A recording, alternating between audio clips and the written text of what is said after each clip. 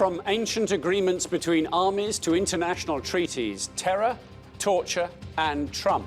We'll hear the case for obeying the laws of war in an era of atrocities. I'm Martin Stanford. This is Insight.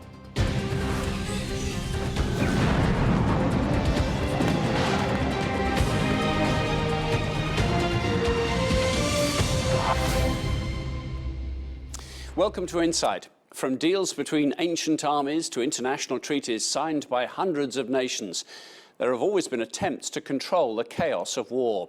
Since the 19th century, those laws have been defined in the Geneva Conventions, a series of agreements to protect civilians and define the limits of violence.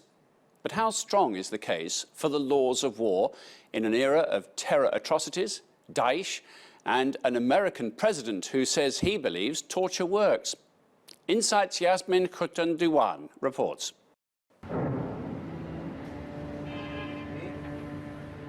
Chemical attacks on children, the torture of prisoners, the indiscriminate killing of civilians.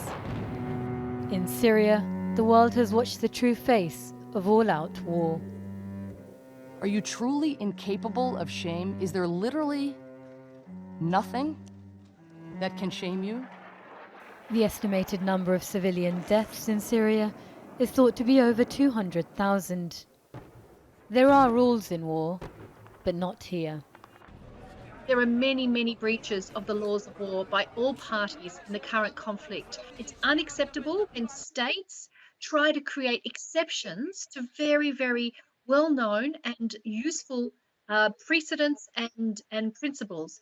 It's unacceptable where we see non-state armed groups determining that they will not apply the laws of war. The International Committee of the Red Cross is the guardian of the Geneva Conventions and other treaties that constitute the laws of war. These universal laws of war protect those not fighting, as well as those no longer able to. To do this, a distinction must always be made between who or what may be attacked and who or what must be spared and protected. Without laws of war, we would have endless wars. We would have wars where there's no space for humanity, which in our estimation does not allow for peace to be brought about or for the reconstruction of society afterwards. But in an era of terror attacks against civilians, military experts say the fragmented nature of modern warfare has made it difficult to apply some of the laws of war.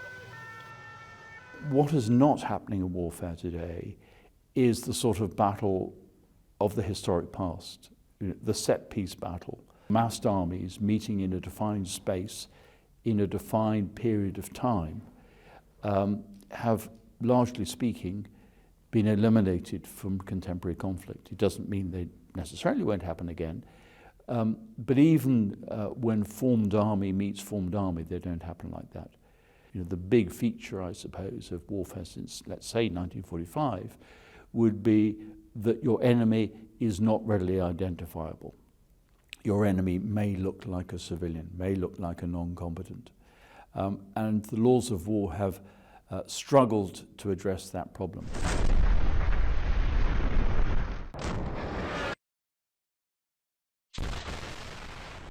Daesh is one of the most radical groups to have emerged in recent years. The group promote and share gruesome videos showing the beheadings of non-combatants and the burning alive of their captives on social media. Attacks on international soil have made security issues a pivotal concern. We are at war, and because we are at war, we are taking exceptional measures, and we will act, we will strike this enemy to destroy them. A declaration of war, but on what terms? Words are very important when you address these issues, and you immediately put yourself into an exposed position legally if you use your words loosely. This is not an argument for saying that international law is failing. It is much more an example, I think, of how politicians need to think very hard about what it is exactly they're trying to achieve and how they do it. So we have people chopping off heads and drowning 30, 40, 50 people at a time in steel cages, right? Nobody's ever seen this before. This is like from the Middle Ages. You have to fight fire with fire. The Geneva Convention banned the use of torture, but President Trump has said he believes torture works. This is not a sensible way forward, quite apart from the need for a state like the United States to behave in ways that are legitimate. You cannot go around encouraging other people to obey international law if you disobey it yourself. Much of their claim to legitimacy rests on their ability to obey international law, to respect its conventions. The battlefield would always be difficult to comprehend. There will always be confusion and uncertainty. There will be immense tensions. There will be people put in most impossible positions, coming under fire where they see women and children in their line of sight, but at the same time they're being shot at. And what their responses will be and how they will handle that sort of situation is enormously difficult. But that is the job of the courts to sort out. If somebody finds himself or herself, for example, killing non-combatants in that sort of situation, then like any other situation, it is for the courts to try and establish what went on, to establish if there are extenuating circumstances, and for due process of law to be applied. You don't turn around and say we're going to change the laws. Tens of millions of people lost their lives in the First and Second World War. That led to the creation of the modern laws of war. The laws remain in place, though the conflict in Syria shows the upholding of these laws is both a military and political matter. Yasmin Khatoon Diwan, reporting for Insight. Well, to discuss that further, I'm joined by Toby Cadman, who is an international law specialist in the field of war crimes and human rights. And also with us is Afzal Ashraf, who is the visiting fellow for the Centre of Conflict, Security and Terrorism at the University of Nottingham. Thanks for being with us, gentlemen. Toby Cadman, are there any laws of war left? Well, the laws of war that we've heard about are still very, very much in existence. The difficulty that we're faced with is that there is a lack of accountability to enforce those laws. We've seen the situation in Iraq, in Libya, in Syria, where there is really no effective accountability mechanism. Of course, they still exist, but for many people, they're just a piece of paper, and we're not really seeing effective enforcement of those. Afzal Ashraf, you see, let's take Syria as an example of what could be conceived to be an old-fashioned war within a country, a civil war. But yet there were rules about the use of chemical weapons. And everybody, I think most people seem to accept those rules have been broken. Yes, indeed. The problem, of course, is that it goes way beyond Syria. One of the problems of accountability that Toby's mentioned is that these laws of war are generally optimized for interstate warfare. Yeah. Although they do apply to individuals, it's very difficult to apply them to non-state actors. And many outside powers have empowered armed non-state actors in the civil war in Syria. And a lot of these non-state actors are terrorist groups. And bin Laden specifically cited the use of atomic weapons by the US in Japan as a precedent for his actions.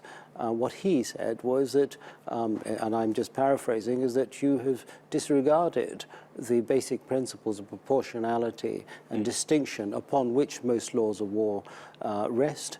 And so what the major powers have done unwittingly is by possessing and professing to use nuclear weapons have actually gone against the principles of the laws of war. And so this allows a precedent, and not an excuse, but a precedent and, or an argument for terrorists to do this. So I think we have a very significant problem apart from just the specific issue in Syria.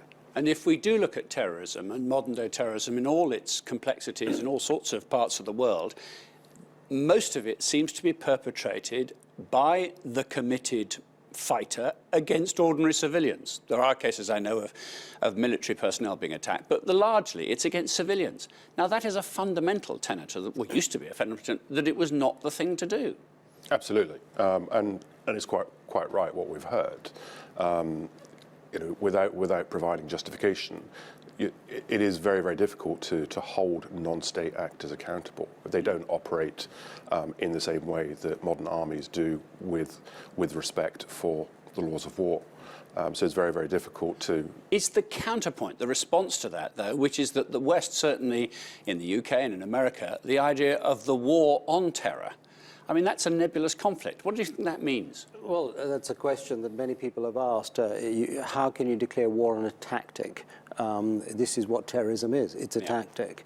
I think that one of the problems underlying this is that most governments throughout the world have used terrorism for wider political purposes. And so terrorism has allowed them to do certain things that they would otherwise have found What, as an agent of the state? For example, to fight certain wars in Iraq, for example, which had no direct connection with the 9/11 attacks. And there are many other examples where terrorism allows people, certain parties, to exploit the fear, which is an exaggerated fear of terrorism, for political purposes. So, for example, this ban on refugees in the US, I believe there were only about 3 or 4 refugees who've ever committed terrorist attacks, and these were all Cubans many decades ago. So what terrorism does do is give an opportunity for political exploitation. And the real issue of terrorism and the legal issues underpinning it are often forgotten. So I think we do have an issue here which must be decoupled from the politics surrounding it. Well, just to couple it to the politics of today, and a president who has openly said, although he's going to cede day by day principles of behaviour to his Secretary of State of Defence, Donald Trump has said, I believe torture works. Well, that is another moment, isn't it, when a pretense of old, decent behaviours was completely thrown out the window. Yeah, but I think we're long past that now with the Trump administration, and we could talk for hours on a number of different policies that have been adopted or are in the process of being implemented. For the President of the United States to support terrorism and state that it works when every other intelligent agency will say it does not work, and there's plenty of evidence to show that it doesn't work, is abhorrent. But it is part of this collection of policies that the Trump administration is starting to implement. You know, we would hope that more sensible minds will prevent that from happening, but I think it's a very, very fearful time when you have the President of the United States actually making that repeatedly. And there is no or very few repercussions for breaking these old rules, it seems to me. I mean, yes, we have the War Crimes Tribunal. We've discussed that on this programme before. But these things drag on forever. Sometime the protagonist will pass away of natural causes before any justice is sought. They don't seem to hold anyone to any kind of code of behaviour, do they? Well, they have been holding, as you've said, certain poorer nations to account. And this is one of the reasons why countries are withdrawing from these international conventions, is that they see that the larger nations, the more powerful nations, are not... What, and they behave the way they want to? Well, and then demand higher standards of moral behaviour? Absolutely. They don't allow themselves to be subjected to international law and accountability. Of course, the argument is that we can account for ourselves. But internationally, there should be an even playing field. And what we're seeing is that mainly people from African countries and a few weaker countries are held to account, but not others. And so that, I think, is a major issue. But also, I think that, coming back to the point of torture, what has happened in the past is, regardless of the laws of war, the actual conduct of war has generally been dictated by strategic necessity. And this is one of the reasons, for example, even William Temple, the Archbishop of Canterbury, used that argument to justify the firebombing of German cities during the Second World War. And so if you've got the highest ethical authority in the land arguing for strategic necessity in preference to the laws of war, then you have this problem. And torture, I'm afraid, is misguided in as much leaving the ethical issues aside, people who conduct torture believe they get information, and they do. What they're not able to do is to decide whether that information is effective. And certainly the few studies that have been carried out indicate clearly that torture is not effective in getting worthwhile, actionable intelligence. And so on the argument of effectiveness, I think we could conceivably get rid of torture. Ethically, it's much more problematic. Indeed so. Thank you very much, Afzal Ashraf, Toby Cadman, for being our guest today. This is Insight. Coming up, Donald Trump says he thinks torture works. We'll get the views of a former Guantanamo detainee.